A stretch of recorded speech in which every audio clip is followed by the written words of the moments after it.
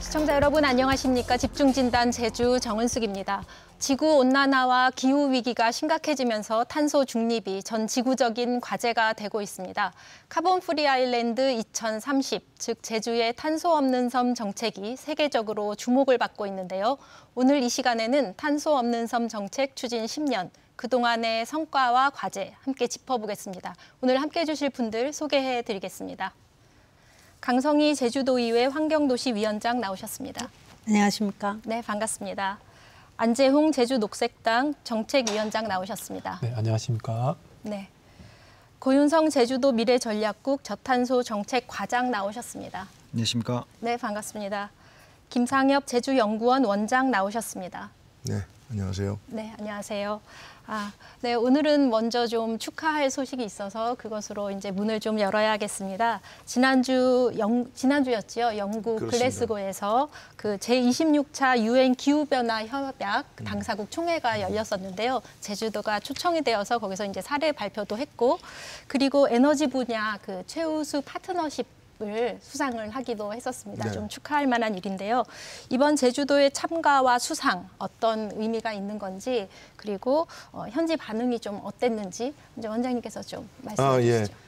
이번 영국 글래스고에서 열린 그 기후변화 당사국 총회는 2015년 파리 협정 이후 가장 중요한 총회라는 평가를 받았는데요. 거기에서 제주가 여러모로 주목을 받았습니다. P4G라 하면 녹색 성장과 지속 성장을 위한 국제적인 파트너십 기구인데요. 네. P4G의 글로벌 디렉터를 맡고 있는 이안 데 크루즈는 제주의 사례는 단순히 재생에너지만 늘린 게 아니라 전기 자동차, 그리고 좀 더 발전돼야 되겠지만 폐배터리 센터, 스마트 그리드, 종합적인 녹색 산업 생태계를 이끌어가고 있다는 점에서 세계의 선도 사례다, 이렇게 평가를 했습니다. 네. 그리고 저희 제주연구원에서 관련한 그 사이드 세션을 가졌는데요. 그 하버드 대학교의 그 로버트 스테빈스 교수, 우리 제주 그린 빅뱅 위원회 자문위원도 맡고 계신데, 이번에 글래스고우 회에서 미국과 중국의 갈등이 상당히 심했습니다. 그런데 국가 간의 갈등은 있을지라도 도시 간의 갈등은 상대적으로 덜하고, 네.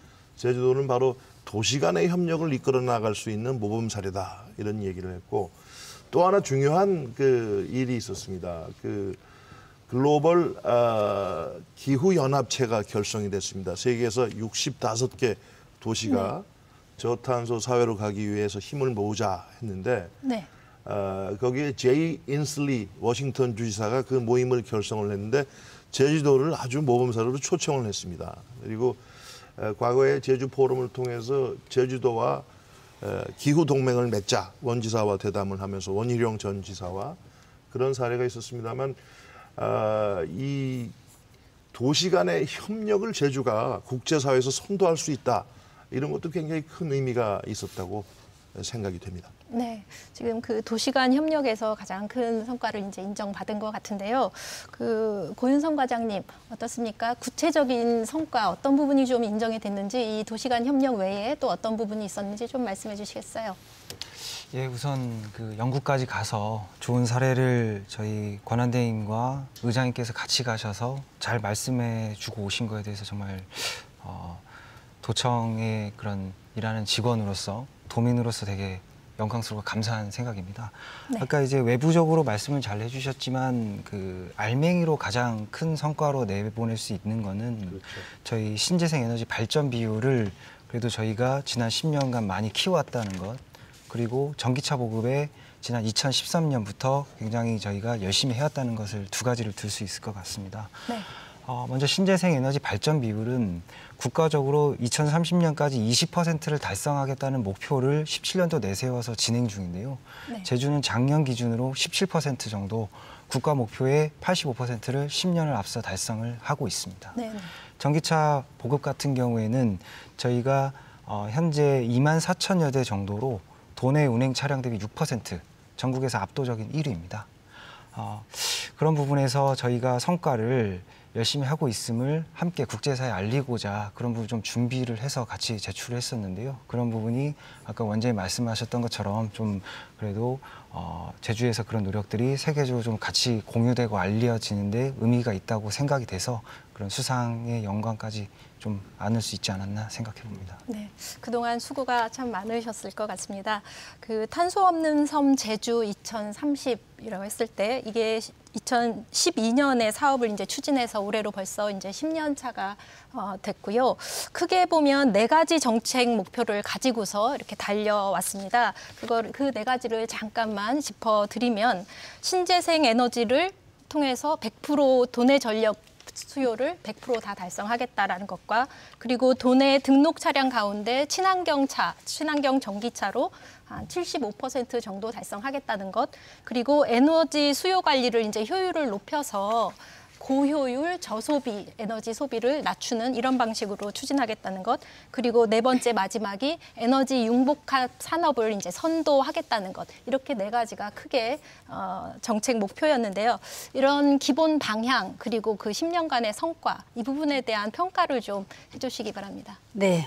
2012년 지금부터 10년 전에 저희가 이 카본 프리 아일랜드 2030을 선언한 제주는 다른 지자체나 우리 국가에서도 좀 앞섰다. 네. 목표는 굉장히 구체적이었고 굉장히 분명했다. 그런데 다만 앞서 우리가 이제 수상을 해서 기쁨도 있지만 나름대로 선도적인 역할은 했으나 그 목표량을 보면 지금 현재 달성 실적은 굉장히 초라하다. 예를 들어서 신재생 에너지의 전력 수급을 100% 하겠다고 해서 지금 우리가 16%까지 생산을 하고 있지만 네. 그 16% 생산량도 현재 생산된 모든 양들이 축적돼서 다른 데서 소비가 될 수 있는 상황이 아니고 버려지는 전기가 워낙 많아지고 있고 출력 제한이라고 하는 도민들의 어떤 존양 정신에 입각해 보면 굉장히 아까운 상황들이 계속 발생하고 있다. 그리고 전기차 보급도 지금 24,000대인데 타 시도에 비해서 월등히 앞서 나갔었습니다. 그런데 2020년 작년에 이미 경기도하고 서울에 뒤처지기 시작했고요. 워낙 이제 수량적으로는 이제 경쟁할 수 없고 다만 비율이 이제 아니고 수량 말씀하시죠? 예. 등록 비율 등록 차량 대비 비율은 6%로 다른 지자체에 비해서는 굉장히 앞서가고 있는 건 맞지만 그와 관련된 연관 산업이 과연 제주에서 지금 다르게 어떻게 좀 태동되고 있는 거는 아직 좀 미미하다 그런 생각이 듭니다. 예. 안재웅 정책위원장님 어떻게 보십니까? 강성희 의원님 말씀하신 거랑 저도 좀 일맥상통하게 생각을 하고요. 그래서 큰 방향에서는 일찍 잘 정했다. 이것에 대해서는 뭐 어느 분도 대부분 다 동의를 하실 것 같아요. 탄소 없는 섬으로 가야 된다는 방향 자체는 잘 정했다. 동의를 하는데 제가 고윤순 과장님한테 그래서 무슨 질문 하나 드리고 싶습니다. 제주도 탄소 없는 섬 2030 이렇게 추진하고 있는데 예. 탄소 없는 섬을 추진한 이유가 뭡니까, 제주에서? 이제 10년 전에 선도적이었다는 말씀 먼저 감사드립니다. 그 선도성이 최근 들어서는 정말 이제 누구도 부인할 수 없는 시대적, 세계적인 흐름이 된 게 아닌가 싶습니다. 기후 위기가 이제 워낙에 이제 심해지고 있고요. 이런 것들이 저도 다큐를 챙겨 보면은 저희 뭐 연안 바다 생태계라든지 이제 뭐 한라산 구상나무라든지 이런 것들이 지금 KBS 다큐에서 다뤄진 것들도 제가 좀 다 봤었던 거 보면서 되게 가슴이 아팠는데 이런 저희 자연과 함께 저희 인류가 이렇게 자연과 공존해서 살아가는 게 이제 더 이상 이 기후 위기에 대한 대응, 그를 위한 탄소 중립 실천은 이제 더 이상 거스를 수 없는 흐름이 되었다고 보고 그런 면에서 봤을 때 저희가 지난 10년 먼저 이 부분에 대해서 노력해 왔다는 것에 대해서는 이제 앞서 평가해 주신 것처럼 의미가 있다고 생각이 들어집니다. 네, 근데 얘기하신 것처럼 중요한 게 탄소 없는 섬을 하는 이유가 지구 온난화가 문제가 되는 것이고 그래서 올라가는 지구의 온도를 좀 낮춰보자. 예. 혹은 지금 상태로라도 머무르게 해보자라는 것이 가장 큰 목표 아닙니까? 예. 파리 협약에서도 나왔던 게 1.5도 어떻게 지킬 것인가라는 게 국제적인 지금 관심사인데 예. 제주 같으면 지난 30년 동안 0.9도가 상승했단 말이에요. 예. 전 지구가 지금 1.1도 올라갈 동안 네. 150년 동안 그러면 제주의 온도 상승이라는 게 엄청나게 지금 빠른 속도로 진행되고 있는 건데 지난 10년 동안 카본 프리 아일랜드를 추진하면서 지구 온도가 제주도의 온도 상승을 좀 저지했냐 그렇게 바라볼 때는 전혀 되지 않았다라는 것이 저는 뭐 일단은 기상 데이터가 얘기해주고 있다라고 생각을 합니다. 그리고 한편에서는 뭐 앞에서도 말씀하셨지만 탄소 없는 섬이라는 것이 결국은 탄소를 저감해야 되는 건데 그 사이에 또 탄소는 줄어들었냐? 그러면 온도도 올라갔지만 탄소 배출도 늘어났다. 그래서 저는 방향이라는 구호는 참 잘 정했다. 네. 아까 과장님도 얘기했고 다들 말씀하셨지만 지금 우리가 긍정할 수밖에 없는 것은 그 방향은 잘 정했다. 하지만 이것을 왜 하려고 하는지 철학이 존재했느냐. 그리고 그 과정에서 로드맵이 제대로 존재했냐. 그러면 로드맵을 가지고 평가를 해야 되는데 지금 로드맵이라는 것을 평가할 근거가 지금 사실 별로 없어요. 자료들을 찾아봐도. 그래서 로드맵도 없고 철학도 없고 그러면 그냥 목표만 있었다라는 거예요. 어디로 가자라는 방향은 있는데 어떻게 가야 할지 왜 가는지를 모르고 가고 있다는 거죠. 제 평가가 좀 박하게 들릴 수도 있지만 방향 이외의 것들에 대해서는 저는 참 평가하기가 힘들다 그런 생각을 하고 있습니다. 네. 네. 그런 면에서 제가 볼 때는요. 그동안에 제주의 이제 카본 프리 탄소 없는 섬이라는 표현은 사실은 조금은 생략된 탄소 걱정이 없는 섬, 그렇죠. 탄소로 인한 문제가 없는 섬을 뜻하는 거고요. 지금은 이제 그게 탄소 중립이라는 보다 좀 구체적인 용어로 바뀌었기 때문에 제가 이렇게 봤을 때 제주도가 아주 의욕적으로 큰 목표를 야심차게 설정한 것은 옳았다고 생각을 하고요. 그런데 이제 물량 투입 위주 그리고 또 공급 위주로 이루어졌다는 지적은 저는 타당하다고 생각을 합니다. 그런데 그게 전에 없던 새로운 길을 걸어가다 보니까 자연스럽게 처음에는 공급 중심으로 가게 돼 있어요. 특히 재생에너지와 전기 자동차 막대한 비용이 들어가는 일들의 우선적인 순위가 같고 이게 전반적인 온실가스 감축으로 연결되지 못했다는 지적 역시 맞다고 생각합니다. 이제 그걸 본격화해야 될 때죠. 그러면서 제가 좀 아쉽게 생각하는 게 국가에는 온실가스 인벤토리, 온실가스 정보와 연구센터가 있는데 제주에 그게 꼭 필요하다. 네. 그래서 제주가 적극적으로 온실가스를 관리하고 점검하는 체제가 반드시 필요하다. 그래서 다음 도정, 다음 도의회에서나마 이러한 정말 왜 우리가 카본 프리를 하는지 온실가스를 줄이고 대기 온도를 맞추려는 그래서 우리가 살만한 곳으로 가자는 노력인데 거기에 부합하는 정책이 수반돼야 되겠다. 하지만 맨 처음에 좀 제주도민들의 비판과 걱정도 있었습니다만 재생에너지와 전기차를 이만큼이나마 키워놓은 것은 대한민국에서 압도적으로 1등입니다. 그래서 대한민국이 탄소 중립을 선도하려면 제주도에 더 투자를 하고 지원을 해줘야 돼요. 그걸 보고 싶습니다. 지금 철학이나 방향성 이런 부분을 우리가 너무 도외시한 것이 아닌가. 그리고 어쩌면 또 자연스럽게 이게 초반이다 보니까 공급 중심의 것이 됐다라는 반성이 이 자리에서 이제 공유가 되는 것 같습니다. 그건 독일이나 선진국도 다 겪은 일입니다. 네. 근데 이게 그러면 이런 지금 상황에서 제주도가 이게 20년 계획을 잡아둔 거잖아요. 2012년, 2030년까지의 한 약 20년의 계획을 잡아둔 거고 지금 21년이니까 한 10년 정도 흘렀단 말이에요. 그러면 이게 딱 중간 정도 지점이 온 거예요. 그래서 저는 토론회 자체는 참 좋은 시기에 잡았다 이런 생각은 하지만 그래서 중간 평가의 성격의 토론회이기 때문에 이제 원장님 말씀에 일부분 동의는 하지만 뭐 처음에 시행착오도 있을 수 있지만 이게 10년 동안의 것을 바라보면 이게 일부라고 볼 수가 없는 거죠. 앞으로의 10년을 바라볼 때 지난 10년을 돌이켜보면 앞으로의 10년이 그렇게 밝지 않아 보인다는 게 지금의 도민들의 우려가 가장 큰 것 같아요. 아까 의원님 제기하셨던 것처럼 뭐 출력 제한 조치부터 시작해서 지금 생산되는 신재생 에너지가 버려지고 있는 문제부터 시작을 해서 전기 자동차가 늘어나지만 또 내연기관 자동차는 더 빠른 속도로 늘어나고 있단 말이에요. 그러면은 차량 수요 관리 정책은 도입됐었냐라는 것부터 시작해서 우리가 지금 점검해야 될 문제가 굉장히 다양한데 이런 부분들이 제대로 논의되는 틀들이 지금까지 존재했었냐라는 것도 같이 질문을 할 수가 있는 거죠. 뭐 기본적으로는 아까 원장님 얘기하신 온실가스 인벤토리라는 것은 굉장히 필요하다고 생각하고 저도 지난해에도 저탄소 정책 과장님이랑 한번 다른 분이었지만 토론을 하면서도 다른 건 모르겠다. 근데 제주에서 배출되는 온실가스 목록이라도 제대로 좀 이렇게 정리를 해야 되지 않겠냐.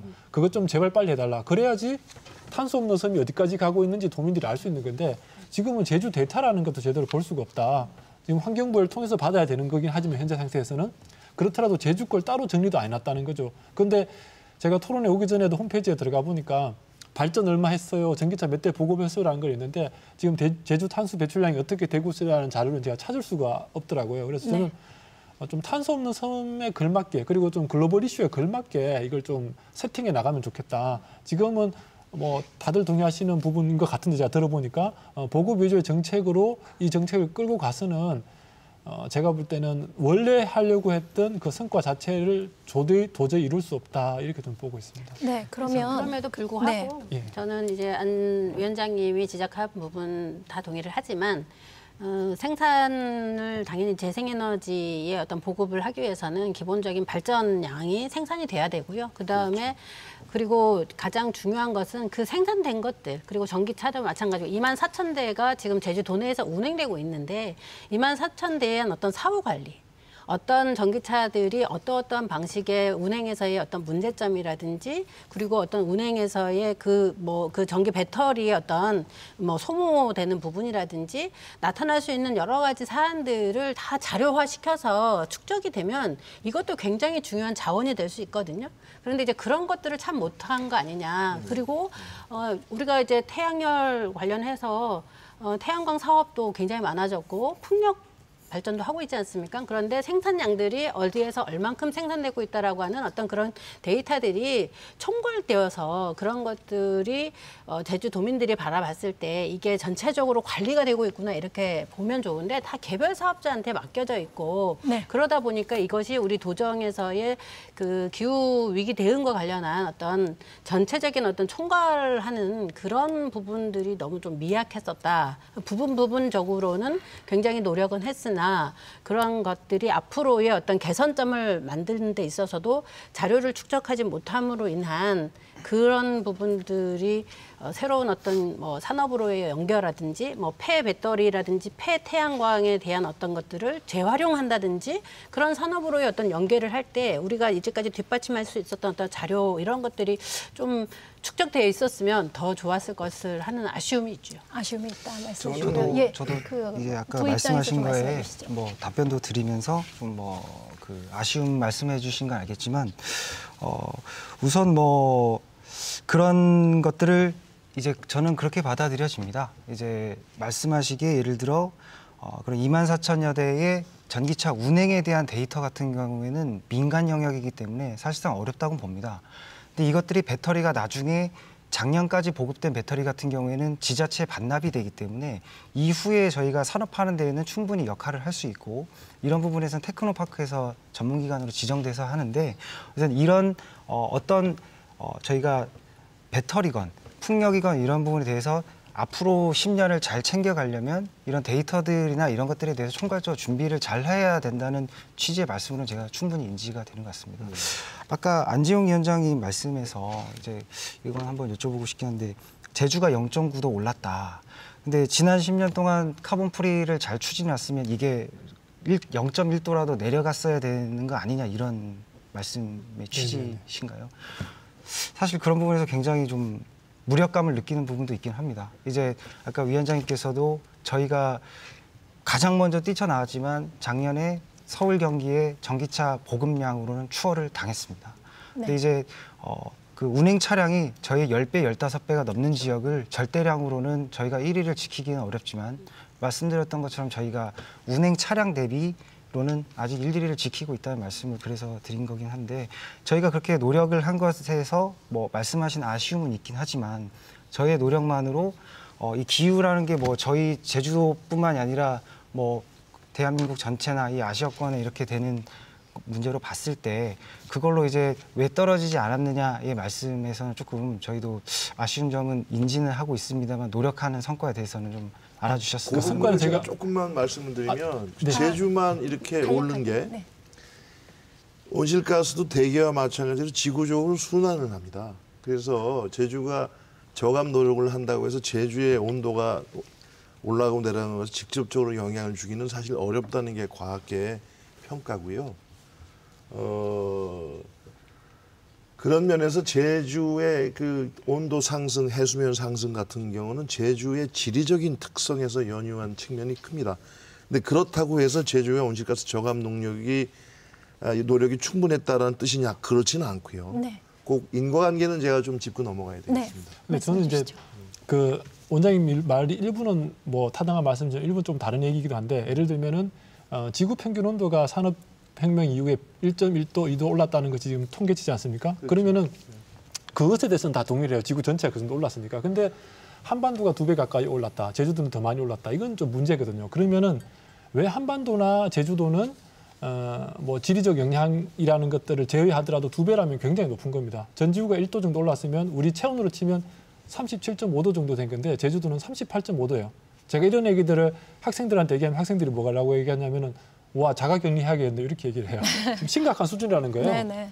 그렇잖아요. 그러면 한국이 혹시 과장님 생각에는 제주도가 그러면 왜 유독 이렇게 기온 상승이 더 높다고 이렇게 생각을 혹시 해보셨습니까?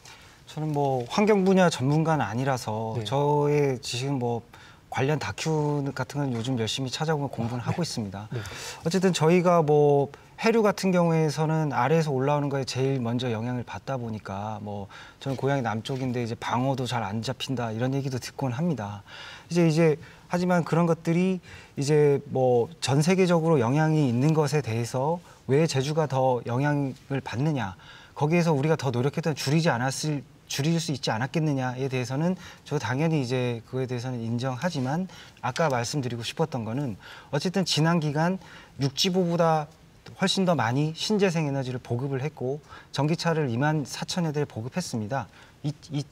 이 물량들이 대체해준 화력 발전과 내연 기관차가 뿜어내는 탄소는 분명히 절감됐다는 것에 대해서만 저는 좀 의미를 부여하고 싶습니다.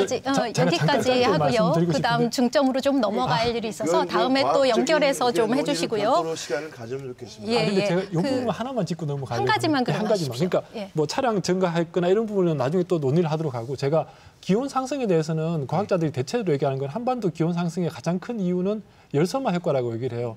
전 세계에서 도시화율이 가장 많이 된 국가가 한국이라고 얘기하지 않습니까? 네. 홍콩, 싱가포르 다음에 한국이라고 얘기를 하는데 이 열섬화 효과 때문에 올라갔다는 거예요. 똑같이 제주도도 지난 10년, 20년간 데이터를 보면은 숲이 사라지고 농지가 사라지고 그곳이 다 대지로 바뀌고 건물이 들어섰다는 거예요. 그러면 콘크리트와 아스팔트가 늘어나면서 제주도의 온도가 올라갔다는 얘기입니다.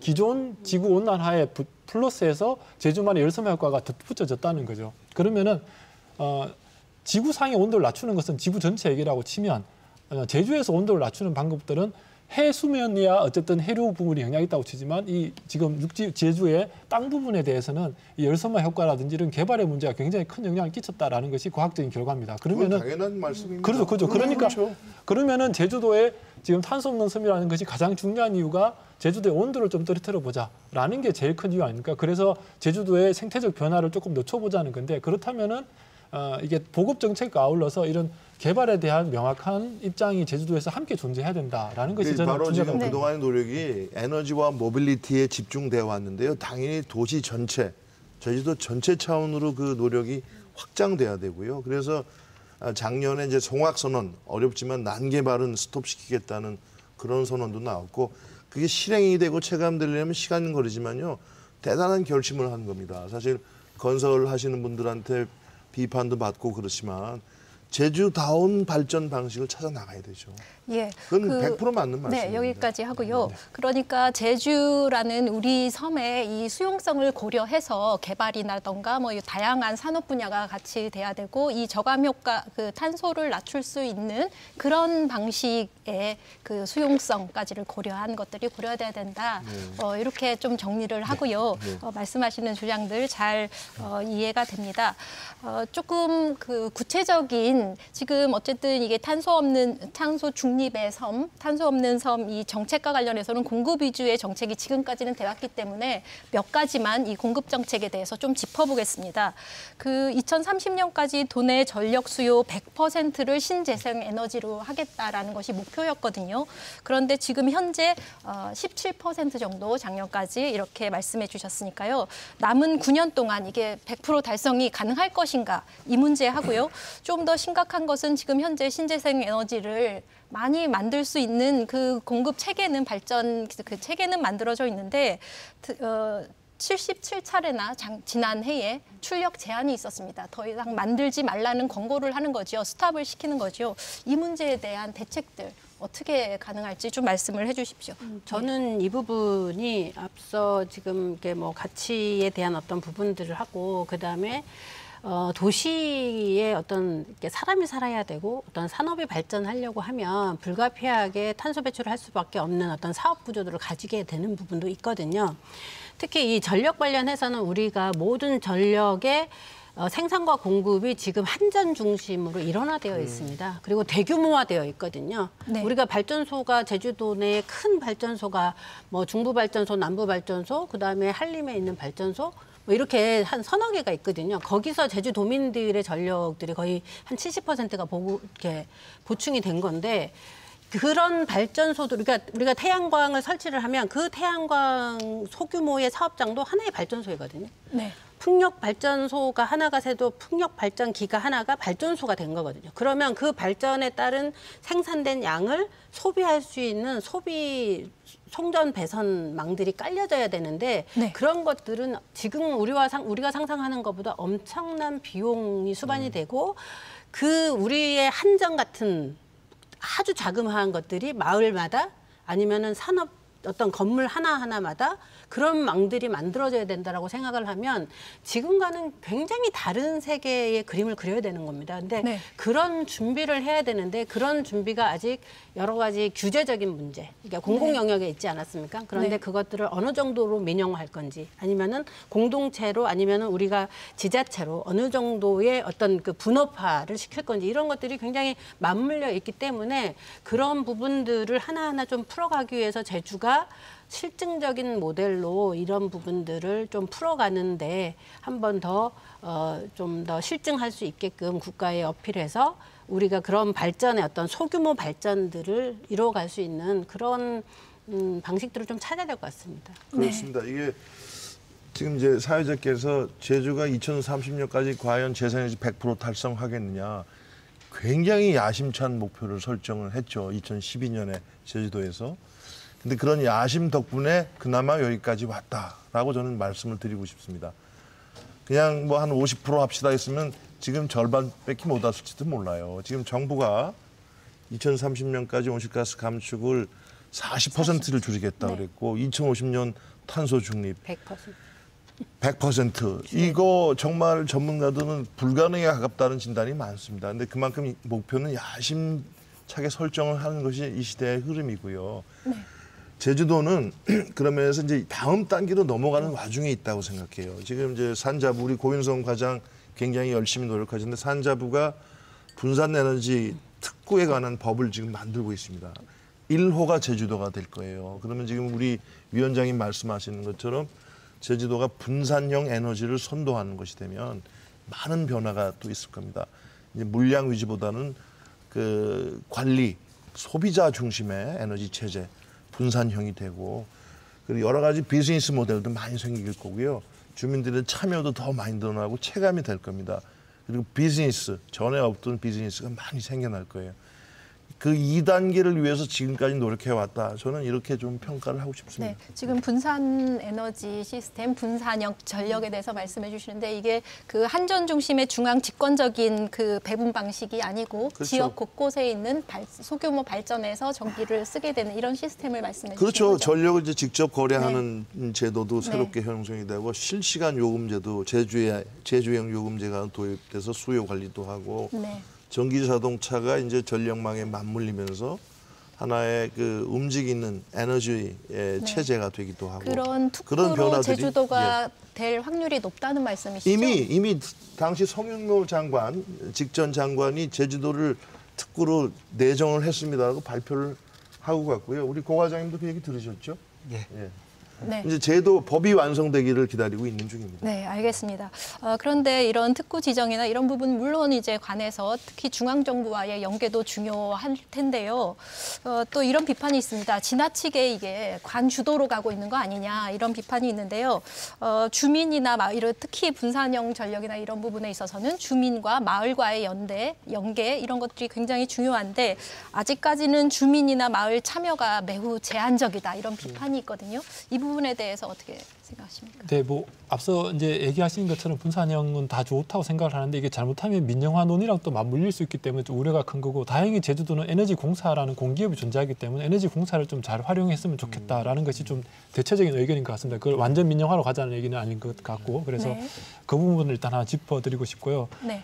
그리고 또 하나는 지금 제주가 신재생 에너지 보급을 계속 늘려가는 것에 대해서는 뭐 별 이견 없을 것 같은데 어떤 방식으로 늘려갈 거냐라는 그 방법의 문제가 좀 있는 것 같습니다. 예를 네. 들면 대형 공급망 중심으로 갈 거냐, 분산형으로 갈 거냐. 아까 뭐 에너지 분산형 말씀하셨는데 한국 전체에서 보면 제주도는 굉장히 작은 지역입니다. 에너지 양도 작고 굉장히 작은 지역인데, 그래서 제주 전체를 한국에서 보면 작은 에너지 지역이지만 제주도만 놓고 볼 때는 또 이제 큰 규모라는 거죠.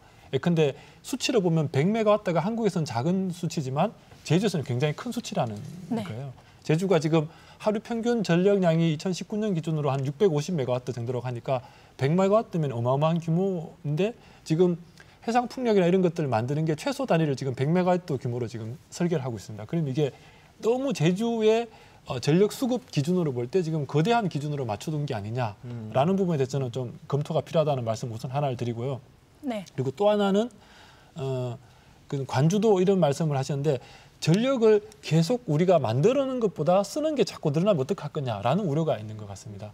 제가 이게 표를 너무 작게 만들어 오긴 했지만 이게 제가 광주와 제주의 전력 소비를 한번 이렇게 비교를 해봤어요. 비교해 보니까 광주가 늘어나는 것에 비해서 제주가 엄청 빨리 늘어난다는 겁니다. 그래서 제주가 왜 이렇게 전력 소비량이 급증하냐?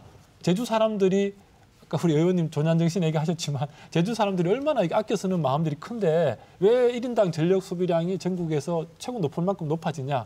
이렇게 바라보면 제주의 전력 소비 형태를 좀 우리가 분석하고 갈 필요가 있다는 거죠. 제주의 전력 소비 형태 중에서 지금 가장 큰 부분을 차지하는 것이 상업 부문입니다. 네. 예, 그러니까 뭐 호텔, 대형 리조트 뭐 이런 것들이라는 거죠. 지금까지 나온 통계가 뭐 한국에너지경제연구원에 나온 통계들 또 드림타워 이전에 나와 있는 통계입니다. 지금은 또 드림타워라는 큰 건물이 들어왔잖아요. 그럼 이런 대형 호텔이나 리조트들이 들어서기 시작하면서 제주의 전력 소비가 계속 급증하고 있다는 겁니다. 도민들은 아껴 쓰고 있지만 이 관광 산업의 구조 특성상 어쩔 수 없는 전력 소비가 늘어나는데, 이 늘어나는 전력 소비에 대해서 제주도가 어떤 정책을 가지고 있냐, 이걸 저는 좀 거꾸로 묻고 싶어요. 생산은 생산대로 하는데 수요 관리 정책 뭘 갖고 있냐. 드림타워 만들 때 예를 들면은 당신들 전력 수요 어디까지 관리하도록 드림타워랑 협의한 적이 있냐, 이런 걸 좀 묻고 싶은 거예요. 우선 그 광주와 데이터가 연간 비교가 언제랑 언제쯤 되시나요? 제가 지난 20년간 데이터를 비교했습니다. 20년간? 예. 제주 급증 속도가 뭐 빠른 거는 어쨌든 저희가 2005년 이후에는 인구와 관광객 수가 어쨌든 폭발적으로 증가한 거에 기인한다고 일단 그런데 생각은 인구랑 들어지고요. 대비해서 1인당으로 나눠보니까 또 똑같이 더 급증했습니다. 근데 이거는 뭐 그렇게 부정적으로만 바라보지 않을 수도 있는 면이 뭐냐면요. 네. 지금 위원장님께서 말씀하신 출력 제어는 신재생 에너지 발전이 너무 많아서 그만 생산하라고 하는, 그러니까 생산 대비 소비 대비 생산이 초과된 상황입니다. 그건 다른 얘기죠, 과장님. 생산 대비 소비가 초과된 게 아니라 지금 신재생 에너지로 보급하는 양보다 우리가 쓰는 양이 더 많아요. 하지만 신재생 에너지가 가지는 유연성이나 뭐 그 시기적인 문제 이런 부분들이 겹쳐서 지금 문제가 되는 것이지, 신재생 에너지 자체의 양이 지금 제주도민들이 쓸 전기를 충분히 다 생산하고 있지는 않습니다. 그게 그러니까 기존의 당연- 화력 발전에 의한 전기로 그 신재생 에너지가 대체가 돼야 되는데 그 대체가 안 된다는 기저 전력을 말씀이시죠? 어디까지 깔 거냐는 게 문제인데, 예를 들면 전력 개통의 문제라는 거예요. 지금 일어나는 문제는 전력 개통의 문제라고 전문가들이 얘기를 하는 것이지, 지금 소비가 너무 적기 때문에 일어나는 문제라고만 볼 수는 없다는 거죠. 제가 조금 정리를 하면 아까 이제 주민 참여와 관련해서 우리가 지금 에너지 자립 마을, 우리가 그 카본 프리 아일랜드도 우리가 가파도 프로젝트라고 해서 에너지 자립 마을 모델을 좀 만들어 보자. 이제 그런 부분으로 저희가 좀 추진을 하지 않았습니까? 2017년에는 에너지 자립을 48%까지 올려놨었어요. 그럼에도 불구하고 그 우리가 흔히 말하는 신재생 에너지는 자연에 의존하고 있기 때문에 굉장히 불안정성이 높습니다. 그러면 그거를 보완하기 위해서 앞서 말한 화석 연료 사용하는 발전소를 어느 정도로 갖고 있어야 되는데, 또 생산된 에너지를 저장해야 되는 어떤 그 에너지 저장 장치라든지 이런 부분들이 계속 용량을 키우면 그 용량을 키우는 것 자체가 굉장히 그 기술력 자체가 굉장히 고도화돼야 되는 부분들이 있어서 이걸 못 따라가는 것 같습니다. 네. 그러다 보니까 이제 우리 제주 같은 경우는 에너지 출력 제한이라든지 뭐 이런 생산과 소비가 맞지 않는 그 에너지의 어떤 정책에서 그런 부분들이 생긴 거고요. 그런데 그런 것들은 저는 좀 기술력들이 조금 더 빨리 보완이 돼야 된다는 생각이고, 저는 에너지, 특히 이 신재생 에너지는 좀 이렇게 그 의외의 상황들을 좀 고려를 해야 된다. 예를 들어서 우리가 흔히 말하는 것처럼 풍력 에너지를 돌리려고 하면 대규모의 그 해상 풍력기를 설치해야 되지 않습니까? 그러면 네. 뭐 바다에서의 어떤 환경 문제라든지 뭐 그다음에 바다 그 어업 활동의 문제라든지 그다음에 고압 전선의 어떤 영향이라든지 이런 다양한 문제들이 또 발생을 합니다. 그럼에도 불구하고 제가 좀 최근에 고민하는 건 뭐냐 하면, 우리는 이제 화석 원료를 이제 사용하지 말자까지 뭐 2050년까지 될지 말지는 모르겠으나 그렇게까지 지금 세계가 전체적으로 선언해서 이제 가고 있는 상황이기 때문에 지역 주민들이 아까 말씀드린 것처럼 마을별로 소규모로 이 에너지 생산된 걸 어떻게 마을 안에서 효율적으로 활용할 수 있는 그런 체계들을 만들어 갈 거냐라고 하는 거에 조금 더 많은 관심들을 가져줬으면 네. 좋겠고, 거기에 대기업이라든지 관련된 기술을 갖고 있는 어떤 민간인 부분에서 같이 와서 도와하고, 그다음에 마을과 그리고 민간이 좀 협약을 해가지고 그런 에너지들을 좀 보완하고 에너지의 효율화를 조금 더 높일 수 있는 방법들을 좀 찾아야 된다, 그런 네, 생각을 네. 합니다. 지금 말씀해 주신 이 부분에 대해서 ESS가 이제 기술의 문제지만 사실 비용의 돈의 네. 문제입니다. 근데 제주가 재생에너지를 이렇게 의욕적으로 늘렸으면 그걸 뒷받침하는 가장 중요한 게 에너지 저장 장치고 또 전력망을 연결을 하는 거고 전력 거래 제도를 개선을 해야 되는데 그 중요한 부분이 좀 사실 많이 빠져 있거나 작아요. 네. 불균형 때문에 이런 문제를 겪고 있는 거고, 지금 정부에서도 이제 그런 물량 위주로 막 퍼뜨리는 것보다는 이런 촘촘한 정책이 필요하다는 인식을 하고 있습니다. 좀 뒤늦었지만 네. 그런 보완을 통해서 이루어질 거고요. 아까 전력을 많이 쓴다라는 것을 나쁘게 볼 수도 있지만요. 정부의 방침이 이제는 난방이나 수송 모든 것을 전전화, 일렉트리피케이션 하겠다는 거예요. 전기 소모를 늘리겠다는 정책입니다. 화석 연료를 직접 쓰지 않고, 난방을 지금 가스나 뭐 여러 가지 다른 화석 연료를 쓰잖아요.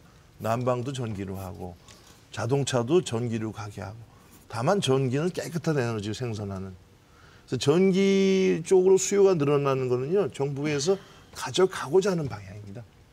그건 일단 원장님 조금 다른 맥락이죠. 그러니까 네. 전체 그러니까 에너지 전력 사용이 늘었다는 것 자체만으로 그걸 평가하기는 어렵고, 다만 이제 또 대형 시설이 늘어나서 그런 전력 수요가 많아졌다는 건 또 다른 판단이 필요한 대목이고. 그러니까 얘기하신 대로 예를 들면은 뭐 이렇게 난방용 에너지라든지 혹은 자동차 수송 에너지라든지 이런 부분들을 앞으로 이제 그 전기로 전환시켜 그렇죠. 나가는 것들은 추세인데, 예를 들면 그 전환과 별개로 제주도는 총 에너지 사용량 자체가 함께 증가하고 있다는 거예요. 정부에서도 추진하는 것은 그걸 전환하겠다는 것이 에너지 사용량을 늘리겠다는 얘기는 아니거든요. 그래서 계속 얘기하는 것이 고효율화와 수요 관리를 정부가 얘기하는 이유가 그거지 않습니까? 그래서 지금 쓰는 전기를 더 효율을 높여서 100으로 할 것을 80으로 만들어 보겠다. 뭐 이런 것들이 정책인 것이지, 전력 수요량을 한정없이 늘려가지고는 지금 우리가 신재생 에너지로 한국 전체 재생 다 보급할 수가 없다는 것이 지금 학자들 대체적인 의견이죠. 수요 관리에서 급소 한 가지만 말씀을 드리면요.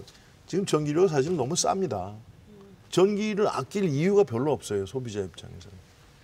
사실 이게 아픈 대목인데, 독일은 우리보다 몇 배가 전기료가 네. 높잖아요. 그러니까 근데 원장님, 네. 그거는 그런데 저는 지금의 대규모 발전소 중심의 전력 생산이기 그러니까 지금 때문에 그런 것 같아요. 이제 전력 수요 관리를 적극적으로 하고 하려면은 그러한 일을 하기 위한 인센티브가 있어야 되는데, 지금은 그 일을 규모 있게 할 만한 동인이 별로 없어요. 이것도 중요한 숙제입니다. 네. 그런데 그 부분은 이제 그 전기세로 인해서 전기세가 저렴하기 때문에 동인이 안 된다는 거는 굉장히 개인적인 차원인 것 같습니다. 지금 안재웅 위원장님께서 말씀해 주시는 거는 산업적인 것에 대한 이제 좀 거시적인 측면에서 말씀해 주신 것 같고요. 사실 중요하죠. 예. 지금 산업은 이제 보조금 여기까지 갖다 이렇게 하면 토론을 되는데. 좀 진행을 해 왔는데요. 그 중에서도 이제 지금까지 논의됐던 것 외에 향후 과제로 저희가 해야 되는 것들 한두 가지 좀 더 짚어보겠습니다. 그 탄소 없는 섬 제주가 이제 성공하기 위해서 외부적으로는 중앙정부와의 연계, 지금까지도 많이 이야기가 됐습니다. 그리고 중앙정부와의 연계도 중요하고 또 내부적으로는 도민들의 지지 속에서 이것이 이제 힘을 받아서 추동력을 가져야 되지 않겠습니까? 그렇기 때문에 이 도민 참여 확대 방안, 도민들의 이 인식 전환 이거 어떻게 이끌어낼 수 있을지 이 부분 조금 말씀해 주시죠. 네. 예. 앞서 제가 지금 그 에너지 생산과 소비에 대해서 이제 마을 기반으로 그다음에 소규모 단위 기반으로 바뀌어야 된다는 말씀 드린 것이 곧 우리 도민분들이 이제 전기와 관련한 전기 생산과 관련한 시대 신재생 에너지로의 전환 시대에 살고 있다. 그리고 그 전기 생산에서 생산의 주체도 또 도민이고 또 주민이어야 된다. 그런 의미에서 지역 주민들이 그런 기후 위기 대응과 관련한 탄소 중립 사회로의 지역 주민들의 어떤 역할 그리고 그런 어떤 전기 신재생 에너지 생산의 어떤 참여 이런 것들을 조금 더 적극적으로 할 필요가 있다고 보고요. 그 참여를 할 때 그 생산된 전기를 어떻게 활용할 것인지에 대한 모델들도 다시 찾을 수 있거든요. 그런 의미일 때 단순히 전문가들이 들어오는 것이 아니라 지역 주민들도 거기에 같이 참여해야만 앞서 말씀드린 것처럼 에너지를 적정하게 생산할 수밖에 없거든요. 그거를 얼만큼 많이 생산이 가능하겠습니까? 네. 그렇기 때문에 적정한 수준으로 에너지를 관리하면서 효율화를 높이고 그리고 생산된 것들을 정말로 아껴서 마을 곳곳에 필요한 곳에 잘 전달할 수 있도록 하는 것. 그리고 아주 쉽게만 얘기하면 우리가 이제 봉계동이라든지 동복리에도 태양광이 많이 보급이 됐습니다. 이제 그런 마을들을 중심으로라도 생산된 에너지들을 어떻게 하면 마을 주민들이 참여해서 그것들을 그 마을 안에서 활용할 수 있도록 그리고 우리가 이제 작은 건물 하나를 만들 때든 그다음 사업체를 하나 만들 때도 이제는 알리백이라고 모든 재생에너지로 100% 전환해야 된다라고 하는 인식을 갖도록 도민분들의 공감대 확산이 굉장히 중요한 것 같습니다. 네. 너무 좋은 말씀이신 것 같아서 제가 좀 보태고 싶습니다.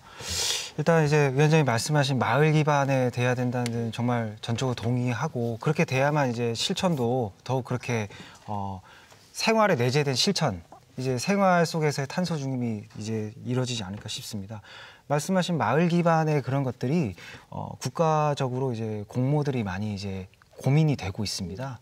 그다음 이제 아까 이제 중앙과의 연계까지 해서 제가 한번 마을 도민 참여 좀 말씀드려 보면 이제 저희가 어쨌든 전국적으로는 신재생 에너지 발전 비율이 가장 높기 때문에 제주의 사례를 기반으로 중앙에서 어떤 위원장님 말씀하신 모델들을 만들어 볼까를 제주를 기반으로 굉장히 많이 고민을 하고 있고요. 네. 그런 부분에 중앙부처와 굉장히 긴밀하게 같이 기획 단계부터 참여해서 논의를 하고 있습니다.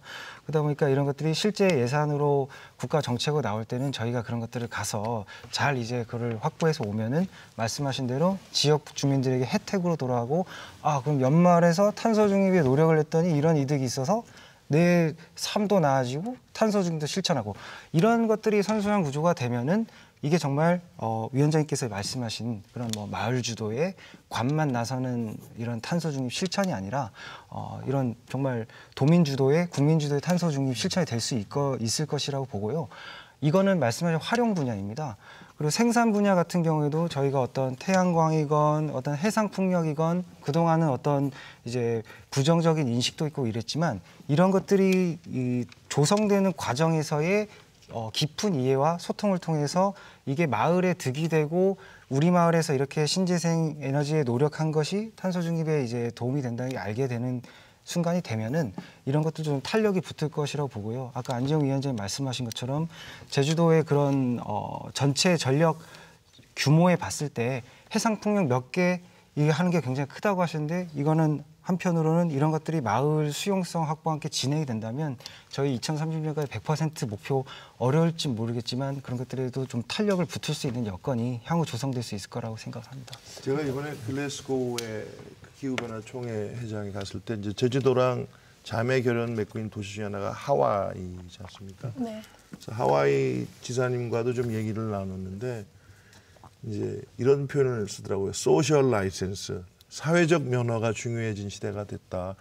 관청에서 인허가 내주는 것도 중요하지만 주민들이 과연 수용하느냐, 참여하느냐 이게 정말로 중요하다고 생각하고요. 기술 문제나 등등은 다 노력에 의해서 더 발전되겠지만 주민들이 얼마나 참여하고 수용하고 그리고 결실을 누리게 하느냐. 이게 저는 제일 중요하다고 생각합니다. 그래야 하는 이유가 발견이 되죠. 훨씬 더 강화된 노력이 필요하다고 생각하고 도정은 물론이고 도의회에서도 정말 도민들과 함께하는 이거는 실제로 국가 중앙집권형 모델이랑은 전혀 다른 거기 때문에 앞으로도 많이 발전돼야 된다고 생각합니다. 네. 뭐 기본 방향은 아까 얘기하신 대로 대형 발전이 아니라 소규모 마을 자립형 발전으로 가는 것은 저는 방향은 좋다고 생각을 하고 그 방향으로 이제 제주도 정책이 분명히 변화될 거라고 좀 믿어보고 그리고 하나는 꼭 드리고 싶은 말씀 중에 뭐 오늘은 다 논의할 수는 있겠지만 하나 드리고 싶은 말씀은 예를 들면 2030년까지 아까 과장님이 제주도는 신재생에너지를 100% 대체할 수도 있겠다 이런 얘기하셨는데 그럼 제주도가 신재생에너지로 100% 대체하면은 지금 제주도에 있는 수백 명의 발전 노동자들은 어디로 가야 되느냐라는 문제 또 제주도가 전기자동차를 37만 대를 진짜 보급하겠다라는 걸 정말 이렇게 한다면 그러면 기존 내연기관 자동차 중심의 노동자들은 어디로 가야 되냐. 그러니까 제주도에 지금 사라질 일자리들이 너무너무 많은 거예요. 근데 이런 부분에 대해서 제주도가 정책을 잡을 것이 아니라 이런 분들과 한번 논의를 해본 적이 있냐라는 것을 거꾸로 질문을 해보고 싶은 겁니다. 그래서 저는 지금에 일어나는 이 전환이라는 것은 우리는 좀 멀게만 자꾸 얘기하지만 지금은 모든 당사자가 생기는 문제이기 때문에 그 당사자들과의 협의와 논의가 굉장히 중요한 시점이 되었다라는 것을 좀 말씀드리고 싶습니다. 짧게 알겠습니다. 이거는 답변드리겠습니다. 죄송합니다. 논의, 너무 중요한 마무리 발언할 수 있는 기회를 드릴 테니까요. 마무리 발언을 지금 그러면 한 30초 정도로 줄여서 마무리 발언 겸 답변을 좀 해주시기 바랍니다. 그동안 이제 발전의 앞부분만 계속 저희 얘기했는데 너무나 중요하신 말씀입니다. 그 앞으로 나간 이면의 사형아가 발생하는 부분이 이제 엄청 이제 관심을 받을 거라고 저희도 생각을 하고 있고 탄소중립 기본법에 정의로운 전환이라는 구절로 문구가 담겨 있습니다. 이 부분에 대해서도 당연히 이제 법적으로까지 이제 제도를 만들겠다고 했고 제주도에서는 이런 부분을 챙기기 위해서 저희가 고용노동부라든지 산업부와 굉장히 긴밀하게 얘기를 하고 있음을 말씀드립니다. 제 말은 고용노동부와 산업부도 좋은데 그 노동자들과 직접 좀 얘기를 하면 좋겠다. 네, 그렇게 토론은 이렇게 마무리를 해주시고요. 지금 마무리 발언 해주신 걸로 저희가 받아들이고 마무리 발언 해주십시오. 예, 제주는 대한민국의 미래를 이미 선도를 하고 있습니다. 옳은 길을 선택을 했고요. 좀 더 과감하고 그리고 함께 결실을 맺으면 좋겠고 카본 프리에 이어서 이제 쓰레기 없는 제주 그 정책도 발표가 됐는데 이것도 함께 쓰레기 없는 깨끗한 제주가 대한민국을 또 선도하는 걸로 연결되기를 저는 바랍니다. 네. 기후 위기는 곧 어떤 정책 하나로 해결될 수 없는 문제입니다. 내 삶부터 바뀌어져야 되는 부분이고요. 그리고 각 마을에서 그리고 소규모 단위에서 우리 기후위기 대응과 관련해서 주민들의 참여, 실질적인 참여가 어떻게 하면 되는지에 대한 정말로 공론화라든지 공감대 필요한 시기라고 생각합니다. 네, 아주 짧게 부탁드립니다. 네, 기후위기 지금 농업 부문에서부터 시작해서 도민들이 실제 지금 피해를 체감하고 있습니다. 저는 지금 적극적인 대책이 필요하다고 생각을 하고 가장 중요한 것은 지금 지구의 온도를 낮추는 것처럼 제주도의 탄소 배출을 줄여서 온도를 낮추자는 건데 그러기 위해서는 탄소 배출을 줄인 것과 더불어서 앞서 말씀드린 열섬화 효과를 줄이기 위한 개발에 대한 정확한 가이드라인을 다시 좀 정립하는 것이 필요하다라는 말씀 드리고 싶습니다. 네, 알겠습니다. 오늘 이렇게 열띤 토론 해주셔서 정말 감사드립니다. 감사합니다. 에너지 전환은 시대적 전환을 의미합니다. 탄소 없는 섬 제주 2030, 도민들의 인식 그리고 일상의 전환이 가장 강력한 추동력일 거라 생각됩니다. 에너지 전환 시대를 선도했던 제주의 주도권을 이어가기 위해 좀 더 집중력 있는 정책 실행을 기대하면서 이 시간 마치겠습니다. 시청해주신 여러분 감사드립니다.